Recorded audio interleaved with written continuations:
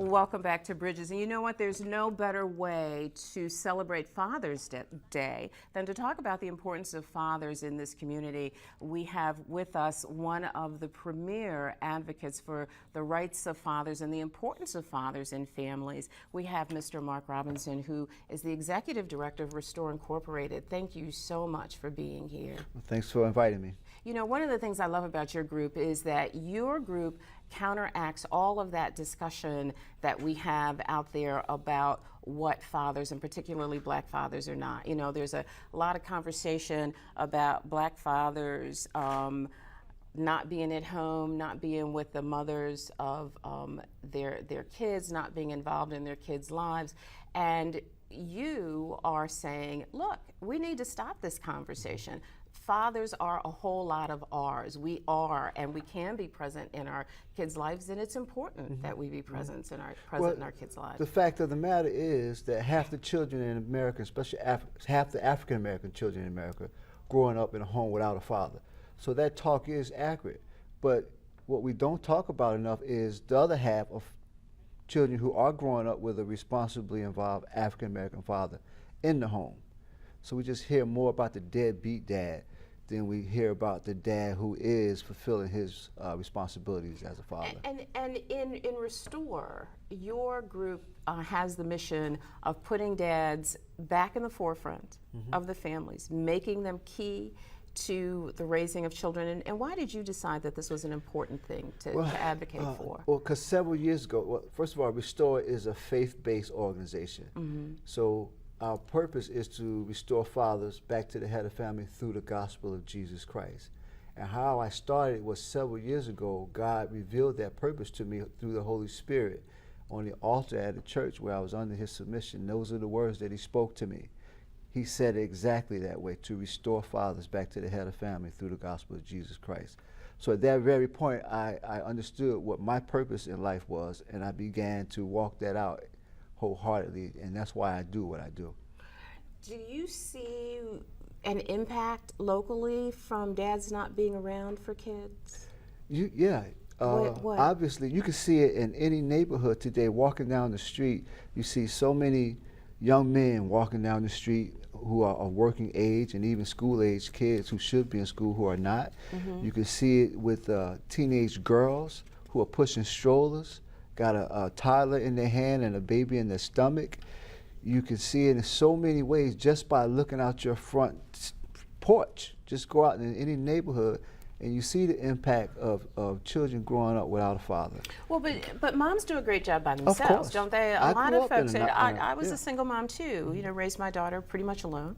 And so is the focus of this initiative to say moms are not doing a good job, or moms can't do a good job? No, it's not that moms can't do a good job. As I said, I grew up in a single mother household. You did. And I can tell you many stories about single mothers who raised 6 kids by themselves, 11 kids by themselves, and every one of them went to college. Doctors, lawyers, in all major professions raised by a single mother. So it's not that they can't do it. It's just that it's not the order in which God established for children to be raised in. So and it's more difficult. Now, I tell you that all those single mothers who have been a success would tell you they would prefer that the father had been there to help them. And what does that bring? What's dad's presence? It brings stability. It brings financial stability to the household. It brings discipline and leadership and guidance to the children. You know, moms can bring all those things, but a mother cannot replace what a father adds to the life of a child. Can a mom raise a boy? She can raise a boy to be to make good choices. She can raise him to have good values and know right from wrong. She can teach him how to be a responsible adult, but she can't teach him how to be a man. Really? She can say what she believes a man should be, but she cannot walk it out for that boy. She cannot demonstrate it and be a role model. She can say what she believes a man ought to be and tell it to him. But a boy needs to have a man role model in front of him, demonstrating him, this is what I should do. You know the old saying, do what I say and not as I do? Right. Children would do what they see their parents do. And if a boy doesn't see a man in the household doing what a man is supposed to do, it's going to take him a longer time to really gravitate and understand what it is I'm supposed to do as a man, as a husband, and as a father. And two are missing. A mom can not tell him, show him how to be a husband. Right. She That's not, a really good she point. cannot show him how to be a father. You know, one of the things that I think we don't think about often enough is the impact that dads have on daughters as well. That, you know, it's kind of almost the same conversation. Women can talk to women and daughters about what it means to be a woman, but I think it almost takes a strong male influence to talk to girls about how they should treat themselves when it comes to men and what they should expect when it comes to men. And I think, although I have girlfriends who can tell great stories about what you need to watch out for in a man, it really is a better story coming from a man. It is. It brings it home for the daughters to have their father, first of all, demonstrating in the home how to treat her mother. So she's looking for, in a man, to demonstrate what she saw her father do, how he treated her mother, how he took care of the household, how he treated her mother with respect and love. And when she begins to come to a dating age and have men in her life, that would be her example of what to look for. So it's important that a man be in his daughter's life so he can demonstrate to her what kind of man she needs to look for. In my work with men, I often tell them, I said, if you sell drugs and your daughter sees that, it's okay for her to date a drug dealer because that's what you were to her. So that's her example. If you were a gangbanger and your daughter saw that, then it's okay for her to date one. If you were in prison and your daughter visited you in prison throughout her life, it's okay for her father of her children to be in prison and for her to take her child on weekend visits. It becomes acceptable. Because what she saw her father do, it becomes acceptable for her measure of a man herself. Right, absolutely. So it's important. Teenage girls who are getting pregnant for a lot of reasons, but one is because they don't have a father in there to teaching them and protecting them from those efforts of someone who's out to score with them. Right, Teaching them what to look for. Right, Right, exactly. Right. So what would you say to a dad who has been out of his son's or daughter's life for a long time, wants to get back in, but doesn't quite know how to do it? That's a good question. And over the years in my work with men and fathers, I asked them, why are you not involved in the life of your children? And the number one answer that men give me is, I didn't have a father in my life, so I don't know how to be a father to my children. And I respond to that by saying, just don't do what your father did. If you just be present, you'll be a better father than yours was to you. I said, you know what the consequences were in your life as a result of not having a father. You saw children growing up with you who had fathers, and you saw what you did not have based on what you saw your cousins, your neighbors, and schoolmates who had fathers. You saw the difference in their life and your life. You know what effect that had on you.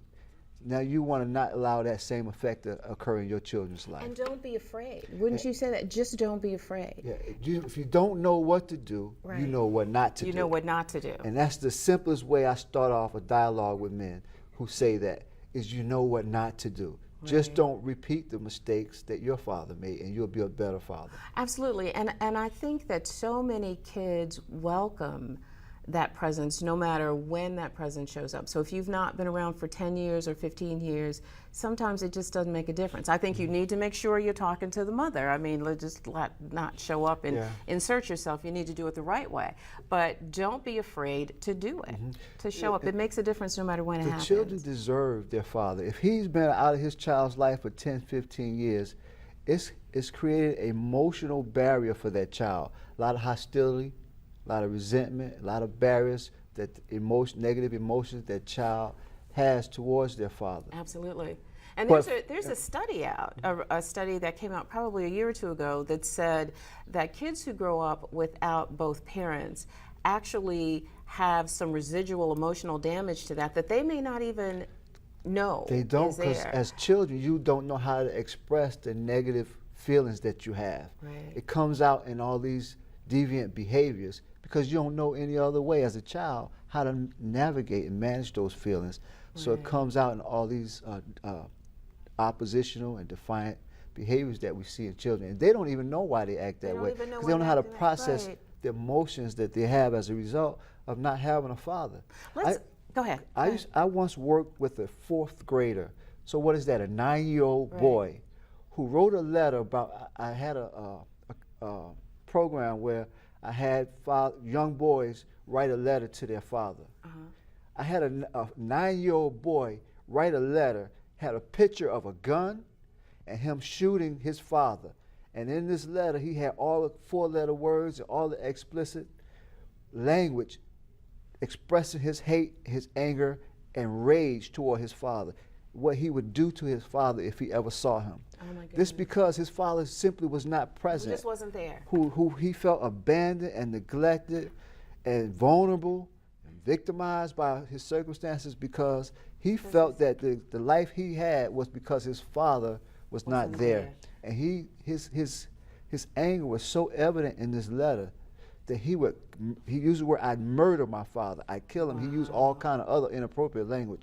This is from a 9-year-old who had such anger and rage pent up with him because his father left him vulnerable to his circumstances. You know, we only have a minute left, and I would love to explore that a little more, so you're going to have to come back and we'll talk about this again. But you have done, in this last minute that we have, to discuss some wonderful thing in honor of fathers, the Father's Day Walk, which happened yesterday. Yes. Marvelous. Marvelous. Great turnout. Great success. Addressing the question, where are the fathers? Right. Where are you? And you're out of position, and we had a great response to that. And this is your 2nd year. This was the 2nd annual Fatherhood Walk. So we're looking forward to increasing participation and raising awareness year after year about the importance of the roles of fathers. Thank you so much for being with us, and happy Father's Day. Thank you so much.